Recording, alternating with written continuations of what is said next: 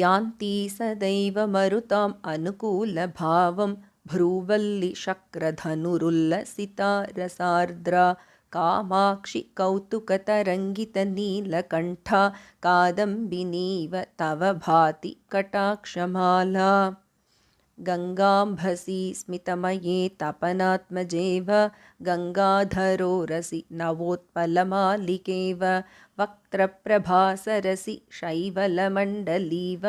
कामाक्षि राजति कटाक्षरुचिच्छटा ते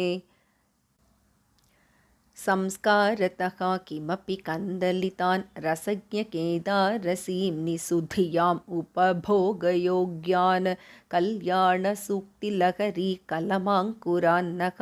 कामाक्षि पक्ष्मलयतु त्वतपाङ्गमेघः चाञ्चल्यमेव नियतं कलयन् प्रकृत्या मालिन्यभूः श्रुतिपथाक्रमजागरूकः कैवल्यमेव किमु कल्पयते नतानां कामाक्षि चित्रमपि ते करुणाकटाक्षः सञ्जीवने जननि चूतशिलीमुखस्य सम्मोहने शशिकिशोरकशेखरस्य संस्तम्भने च ममताग्रहचेष्टितस्य कामाक्षि वीक्षणकला परमौषधन्ते